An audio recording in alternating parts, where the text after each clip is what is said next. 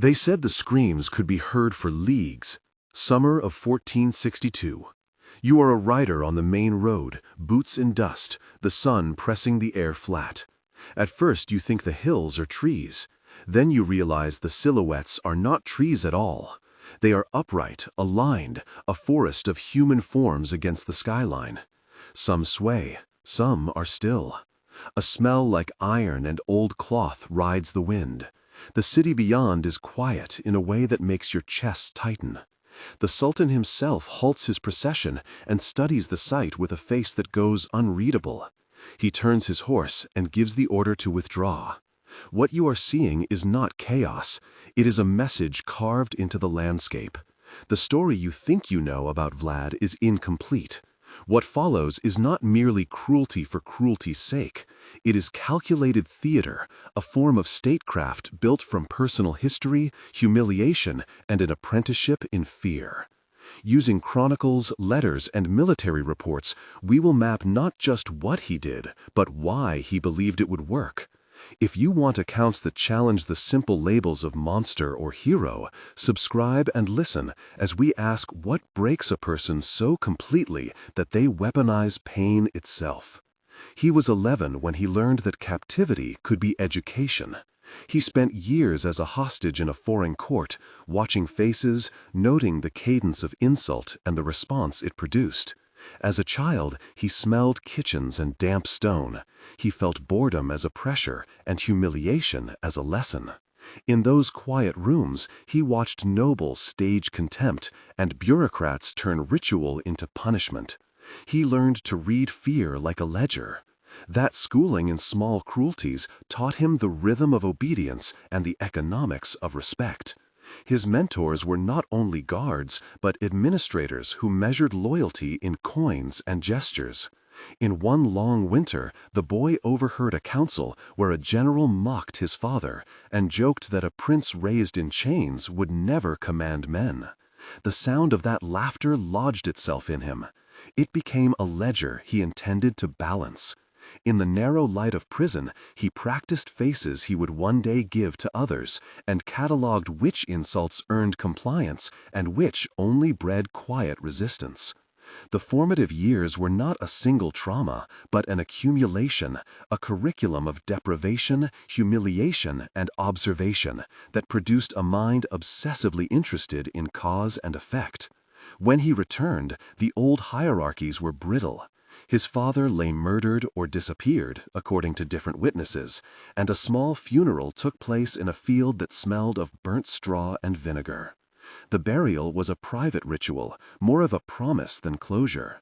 He cut his hair in a simple gesture and buried a trinket in the grave, a token of lineage and of a debt to settle.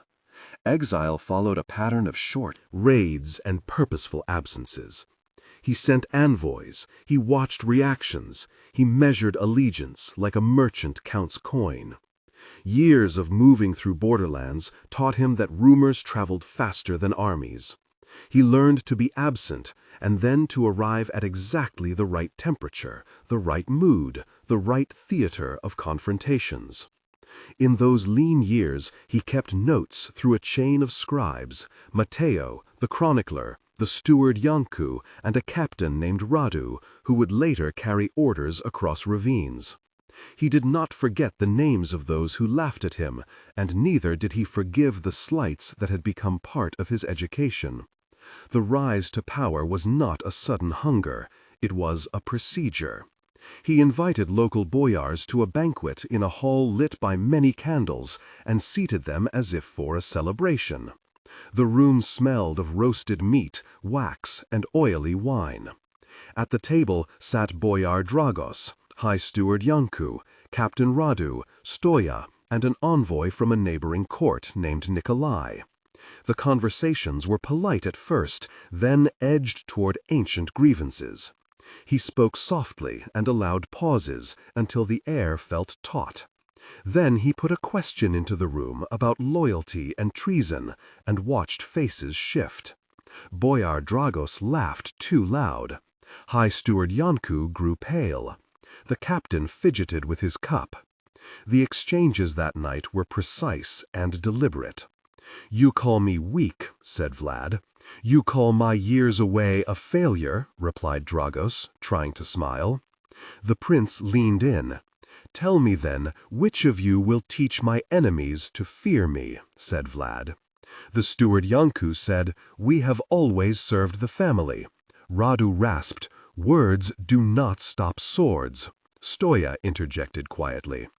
"If you need proof, show us," Dragos snapped. "Show us, and we will bend." Vlad gestured, and servants came with a pile of pointed stakes arranged like ceremonial spears. He did not scream. He explained calmly, "This is not cruelty without aim. It is a language." A counselor protested, "This is theater," Vlad answered. "Every state uses theater. Some use gold, I use signal." The guests were separated by colored robes, by age, by the shape of their claims. The poorer were sent out under the pretext of fetching wine. Men who opposed him found doors locked. That night, punishment was public, visible, and proportional to the slight. The messages were sent to those who might condone betrayal and to those who might be tempted by it. The method converted fear into compliance and spectacle into news. Matteo the chronicler took notes that would circulate beyond the hall. After that night, things escalated into ritual. A new diplomacy emerged, where small humiliations became public pedagogies. At the road outside, a messenger carrying turbans from an allied court arrived bearing greetings. The prince received them with a glass of wine and a smile that did not reach his eyes. The emissary Pasha Osman bowed and offered turbans, braided and smelling of saffron as a token of alliance. Vlad had them taken and ordered them displayed on poles near the gate as if they were harvest produce. The exchange was curt and instructive. The Pasha said, "These are meant in friendship." Vlad said, "All gifts speak for their givers." An aide cut in, "They will be shown to the people." The Pasha swallowed, "This is an insult then." Vlad answered, "It is a lesson." The turbans were pinned at heights and allowed to flap like flags of surrender. Citizens came to gawk and take tokens. A rival court interpreted the act as personal scorn and replied with its own ceremonies, where Ottoman envoys were publicly rebuked and stripped of privilege. The incident shows how small symbolic acts can fold into escalation, how humiliation becomes policy, and how a few words at a gate can widen a war. To understand why impalement worked as strategy, one must look at method and meaning. Impalement was not chaotic.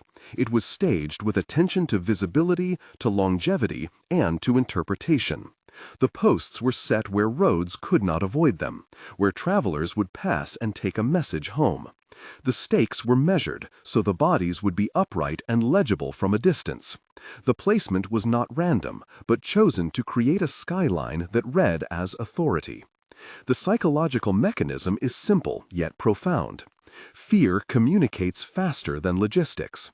A single visible act turned private dread into public information. A neighbor who saw the field of posts might decide a siege was not worth the cost. A supply caravan that passed the site would consider rerouting. The spectacle served three functions. It punished, it intimidated, and it signaled capacity of enforcement. It also manipulated time, because the slow, visible decay of a message extended the moment of terror beyond an execution. The sensory effect was broad. The sight, the smell, the sound of wind through cloth next to wood, all worked together. There is also a symbolic symmetry to height. The bodies placed upright inverted the victim's status and made them monuments of caution. An execution carried out in private teaches the condemned a lesson. An execution staged before a road teaches an entire populace. The early phases of conflict became a war of attrition tailored to erode not just men, but capacity. Raiders were sent at night to burn mills, to cut wells, and to set snares on supply paths. Small units under Captain Radu and a commander named Stefan executed raids that left no opportunity for large pitched battle, but made every foraging trip a risk. The enemy could win a field but lose their lines of supply. Slowly, villages emptied, merchants stopped caravans, and the invader found that his rear was fragile. The tactics were surgical sabotage and deliberate rumor. Starting fires at threshing floors, cutting anchors for river barges, spreading false orders, and bribing local ferrymen, all compounded pressure. The invader had to choose between extending protection or abandoning ground to conserve troops. The psychological toll on armies being denied food and shelter is often underestimated. Malnutrition, fatigue, and the constant sound of watchmen snapping orders can break competence faster than a broken lance. If you are feeling unsettled, you are not alone. This next question matters, and I want to hear your view. If this tactic of public terror can stop a powerful army, can it ever be justified in defense, or is it always a crime? Respond with either sim, justified, or no, unacceptable, and add one sentence explaining why. To help you start, you can use phrases like, "I think that," or "from my perspective." The top responses will be featured in a future episode, where we compare your readings with contemporary sources. Now, back to the night that changed the campaign. The assassination of dawn came in a weathered gray, where silence had become thick, and men moved with the care of thieves. The attackers slipped between sentries and set fires to encampments, while a second force circled supplies. The chaos was acoustic, the crack of timbers, the shout of men, the distant roll of a wagon wheel as it toppled. Overhead, the sky held a long, thin light like a knife. The defenders smelled smoke, and fear spread like a contagion. Their commanders shouted orders, which were swallowed by panic. In the midst of that night, the victorious column turned the road and passed through a corridor of upright forms. The sight stopped many men in their tracks. Some vomited, some laughed in the way of those who cannot face truth. The sultan, who had come to collect tribute, stared and covered his mouth. He had expected to intimidate, not to be intimidated. The march slowed to a study of the statement. The column retreated under a rain of whispers, and the prince watched without celebrating. The forest of upright bodies had done what the policy intended. It had removed an army by changing its calculation about risk. The strategic consequences unfolded quickly. Within 1 month, supply lines had been rerouted, and small forts reported fewer visitors.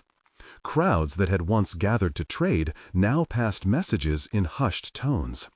The prince found that visibility could replace soldiers for a season, but it also created reputational costs. His name traveled into foreign pamphlets and into the mouths of mercantile networks.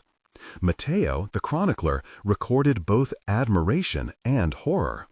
Letters from merchants to Constantinople asked whether trade could continue. A neighboring lord named Basarab withdrew his escort and sent cold congratulations. The immediate victory was clear, but the political balance began to tilt over 3 months. Alliances that had seemed pliable became brittle. Allies feared association, while enemies used the events as propaganda to paint the prince as a monstrous figure beyond the pale. Some internal factions hesitated to reaffirm allegiance for fear of association. The prince noticed that ostentation corrodes intimacy. It creates distance between ruler and ruled. Sharpens the appetite of those who seek to replace him. At 6 months, the cost became practical more than reputational. Several boyars who had supported him in private began to whisper with envoys. The prince faced shortages of recruits, and the administrative network clogged with petitions and complaints. The very spectacle that had defended him created a cultural feedback loop, where fear bought time but also built enemies among those who cared about legitimacy. His downfall followed a pattern that history repeats. The use of terror concentrates power but erodes coalition. When the larger empire applied pressure, when supply lines tightened, when foreign courts amplified the narrative, his political margin shrank. Allies demanded moderation or they withdrew support. A capture was not cinematic. It was the slow removal of networks, the loss of revenue, the erosion of trust. A few months later, he was taken by rival nobles and imprisoned in a place far from his earlier triumphs. His legacy fractured into pamphlets and chronicles that alternately praised and reviled him. Artifacts were seized, some stakes removed and catalogued as curiosities. Matteo, the chronicler, defended his archive, but even his notes were contested. Over time, museums and monasteries preserved fragments of the story, and folklorists turned the figure into legend. Each retelling emphasized different truths. He was strategist and he was tormentor. He was shaped by captivity, and then he trained captivity into an instrument. 1 month after the peak, the roads were emptier, and merchants counted losses in ledgers. The economic signals were immediate. Grain prices spiked, carriage traffic slowed, and river tolls dropped. Where there had been open trade, there were now checkpoints and whispered routes. A 3-month picture showed the diplomatic frost. The prince received few letters of congratulations and more requests for clarification and conciliatory gestures.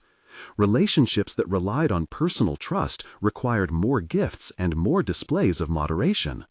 The prince sent envoys with apologies and with tokens, but the rumors of extreme methods had already taken root.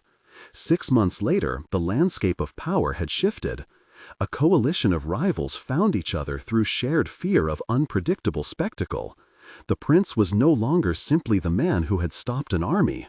He had become a figure around whom opponents could align, and a cautionary tale for those who weigh short-term advantage against long-term coalition. We end where we began, with the image that refuses to fade. The forest of upright forms was not an accident of cruelty. It was a technology of governance. It taught lessons instantly and at distance. It made deterrence tactile and public. Yet it also taught a second lesson about the fragility of power built on terror. The very spectacle that commanded obedience alienated allies and created a narrative easier to bind than to undo. Today, as leaders and states wrestle with displays of force, we should ask what is being taught by show and what is bought at the cost of reputation. The archives tell. Understanding is not endorsement. Knowing the mechanisms of terror and strategy allows us to see how a private humiliation became public policy and how personal traumas can calcify into instruments of state. If you want more episodes that connect documents to decisions and test popular myths, subscribe and keep watching. We will continue to place primary sources side by side with narrative to evaluate what rulers did and why. Their methods can instruct us about danger and prevention, but they do not offer moral absolution.